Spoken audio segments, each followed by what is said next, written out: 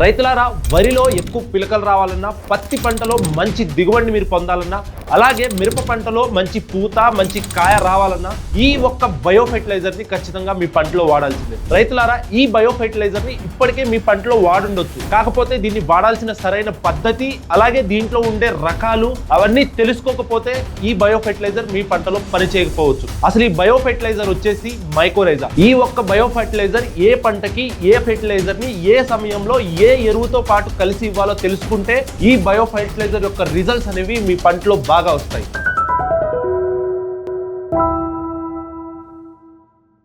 మొదటగా మైకోరైజా ఏంటో తెలుసుకుందాం. మైకోరైజా అనేది ఒక మిత్ర ఫంగస్. ఈ ఫంగస్ ఏం చేస్తుందంటే రైతులారా, ఎప్పుడైతే మనం పంటకి ఇస్తామో ఇది తొందరగా భూమిలోకి వెళ్ళిపోతుంది.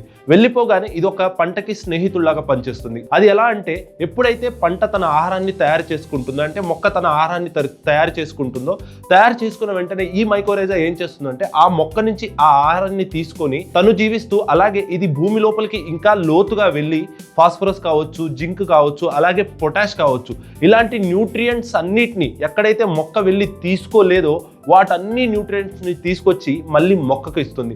అందుకనే దీన్ని పంటకి ఒక స్నేహితుల్లా పిలుస్తారు. ఈ మైకోరైజా అనేది రైతులారా ఒక మొక్క నుంచి ఇంకో మొక్కకు కూడా స్నేహాన్ని కలపరుస్తుంది. ఈ మైకోరైజాలో కూడా రైతులారా చాలా రకాలు ఉన్నాయి. ఒకటి ఎండోమైకోరైజా, ఇంకొకటి ఎక్టోమైకోరైజా.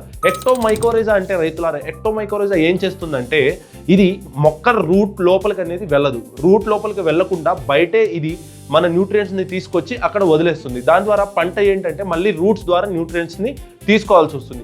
అదే ఎండోమైకోరైజా ఏదైతే ఉంటుందో రైతులారా, ఈ ఎండోమైకోరైజా ఇంకా చాలా లోతులకు వెళ్ళి న్యూట్రియంట్స్ ని పంట దగ్గరికి తీసుకొచ్చి పంట వేర్ల దాకా తీసుకువచ్చి రూట్స్ లోపలికి వెళ్ళి మనకి పంటకు న్యూట్రియంట్స్ అనేది ఇస్తుంది. అందుకనే చాలా మంది రైతులు అలాగే చాలా కంపెనీస్ కూడా ఎండోమైకోరైజానే తయారు చేస్తుంది. ఎందుకంటే ఈ ఎండోమైకోరైజాలో కూడా చాలా టైప్స్ ఉంటాయి. వాటిలో ముఖ్యమైన అలాగే మనకు పంటలకు బాగా పనికొచ్చే మైకోరైజానే వ్యామ్ అంటే వెసికులార్ అర్బస్కులార్ మైకోరైజా. ఈ మైకోరైజా టైప్ ఏదైతే ఉందో రైతులారా, ఇది ఒక ఎండోమైకోరైజా. అలాగే మన పంట వరి, పత్తి, మిరప, సోయాబీన్, వేరుశనగ, అలాగే మెయిజ్ ఏ పంటలు మీరు వేసినా ఆ పంటల్లో బాగా పనిచేసే మైకోరైజా. అలాంటి మైకోరైజానే మన కాటేని భూమిరాజా. ఈ భూమిరాజాలో రైతులారా వెసికులార్ అర్బస్కులార్ మైకోరైజా అదే ఎండోమైకోరైజా ఉంటుంది. కాటేని భూమిరాజాలో 1200 ఐపీ కౌంట్ పర్ గ్రామ్ ఉంటుంది రైతులారా. ఎప్పుడైతే మనం భూమిరాజాని మన పంటలో సరైన సమయానికి వేస్తామో మన పంటలో మంచి ఎదుగుదల వస్తుంది. ఇప్పుడు దీని తర్వాత మనం అసలు దీని యూజెస్ ఏంటి, ఎలా పనిచేస్తుంది, ఒక మొక్క నుంచి ఇంకో మొక్కకి ఎలా కనెక్షన్ ఇది తీసుకొస్తుంది అనేది మాట్లాడదాం. దీన్ని ఎప్పుడైతే మనం భూమిలో వాడతామో రైతులారా, ఇది వెంటనే భూమి లోపలికి వెళ్ళి అలాగే రూట్స్ చుట్టూరా ఒక హైపేడ్ నెట్వర్క్ అనేది ఫామ్ చేస్తుంది. అంటే తెల్లని దంతుల్ని వేర్ల చుట్టూ ఫామ్ చేస్తుంది. దాని ద్వారా ఏంటంటే రైతులారా, ఇది దూరం దాకా వెళ్ళి న్యూట్రియంట్స్ అన్నిటిని తీసుకొచ్చి మొక్కకి ఇవ్వగలదు. ఈ నెట్వర్క్ అనేది రైతులారా, ఈ మైకోరైజా చాలా పెద్ద నెట్వర్క్ లా ఫామ్ చేస్తుంది భూమి లోపల. దీని ద్వారా మనకేంటంటే మొదటి ఉపయోగం తెల్లని వేర్లు ఏదైతే ఉంటాయో వాటి యొక్క వృద్ధిని మొక్కలు పెంచుతుంది. ఇది మన వరి పంటకి ముఖ్యంగా ఉండాల్సిన లక్షణం. ఎందుకంటే ఎప్పుడైతే వరి పంటలో మంచిగా తెల్ల వేర్లు పెరుగుతాయో దాని ద్వారానే ఎక్కువ పిలకలు వస్తాయి. అలాగే పత్తి పంటలో ఎప్పుడైతే మనం ఫస్ట్గానే ఇచ్చేస్తామో ఇది పంటలో, అప్పుడు దీని ద్వారా ఏంటంటే వెజిటేటివ్ గ్రోత్ అయితే ఏదైతే ఉంటుందో దాన్ని మంచిగా తీసుకొస్తుంది. అలాగే రైతులారా, మైకోరైజా మనకి స్టార్టింగ్లో వేస్తే స్టార్టింగ్లోనే పనిచేసి మళ్ళీ దాని ప్రభావాన్ని కోల్పోవడం అనేది ఉండదు. ఇది చాలా రోజుల వరకు మన పంటకి కోత వరకు కూడా చాలా ఉపయోగపడవచ్చు. మీ భూమిలో మంచి తేమ, మంచి న్యూట్రియంట్స్, మంచి ఆర్గానిక్ కార్బన్ కనుక ఉంటే. అందుకనే మైకోరైజా దాన్ని మనం ప్రతి పంటలో ఖచ్చితంగా ఇవ్వాల్సిందే.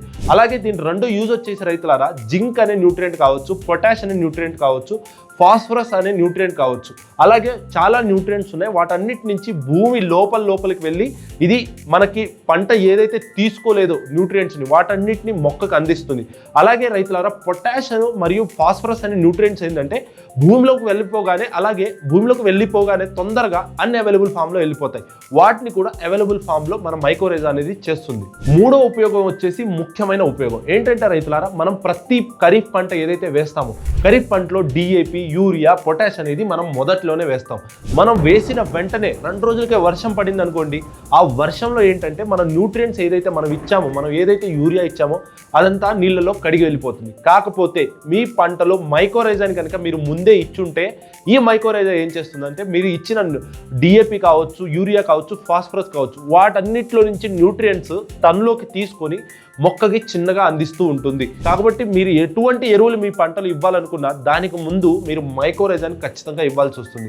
లేకపోతే దాని తర్వాత ఇచ్చినా కూడా మనకు పంటలో మంచి రిజల్ట్స్ అనేవి వస్తాయి. అలాగే రైతులారా, మనం ఇచ్చే డిఏపి, యూరియా, పొటాష్ ఏదైతే ఉన్నాయో వాటి యొక్క ఉపయోగాన్ని కూడా ఇంకా పెంచడానికి మనకు మైకోరైజా అనేది పనిచేస్తుంది. ఇవి వచ్చేసి ముఖ్యమైన లాభాలు మనకి మైకోరైజా వల్ల వచ్చేవి. అలాగే ఇండైరెక్ట్ గా దీని యూజెస్ చూసుకుంటే రైతులారా, ఇప్పుడైతే మనం స్టార్టింగ్ స్టేజెస్ దీన్ని ఇస్తామో తర్వాత మనకి మంచి పూత రావడానికి, మంచి కాయ రావడానికి, అలాగే మంచి ఎదుగుదల రావడానికి కూడా మన మైకోరైజా అనేది ఎండ్ వరకు, పంట కోత వరకు ఉపయోగపడుతుంది. ఇంకా చివరి ఘట్టం గురించి మాట్లాడుకుంటే రైతులారా, అసలు మైకోరైజాని దేంతో కలపాలి అంటే కాత్యాయని భూమిరాజాని దేంతో కలపాలి, ఎలా వాడాలనేది తెలుసుకోవడం చాలా ముఖ్యమైన పాయింట్. ఏంటంటే చాలా మంది రైతులు ఏం చేస్తారంటే మార్కెట్ నుంచి మైకోరైజాని తీసుకొస్తారు, అలాగే యూరియాతో కలిపి డైరెక్ట్ గా పొలంలో చల్లేస్తారు. దాని ద్వారా ఏంటంటే రైతులారా, ఏదైతే ఐపీ కౌంట్ మనం మాట్లాడామో ఆ ఐపీ కౌంట్ తగ్గే కొద్దీ మన మైకోరైజా యొక్క పవర్ అనేది తగ్గుతుంది. అందుకనే ఎప్పుడైతే ఇది యూరియాతో కలుస్తుందో దాని ద్వారా ఐపీ కౌంట్ మీద ఎఫెక్ట్ పడుతుంది. అందుకనే మనం యూరియాతో అయితే ముఖ్యంగా దీన్ని కలపొద్దు. అయితే రైతులారా, ఈ మైకోరైజా ఏంటంటే ఒక ఫంగస్ కాబట్టి మనం వేరే ఫంగస్తో ఖచ్చితంగా దీన్ని కలపొద్దు.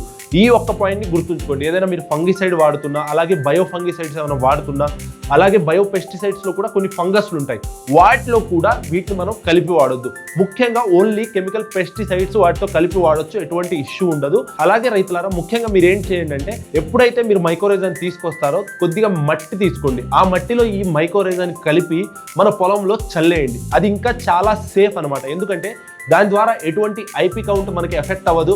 మనం దేంతో కలపాలి, దేంతో కలపొద్దు అనే ఒక ప్రాబ్లం అనేది ఉండదు. డైరెక్ట్గా మైకోరైజాని మనం ఇచ్చేస్తే మంచి రిజల్ట్స్ అనేవి మీ పంటలో కనిపిస్తాయి. ఇప్పుడు చివరిగా రైతులారా, ఈ ఒక్క మైకోరైజాని ఇస్తే ఇంత ఎఫెక్టివ్గా కనిపిస్తుందా? లేదు.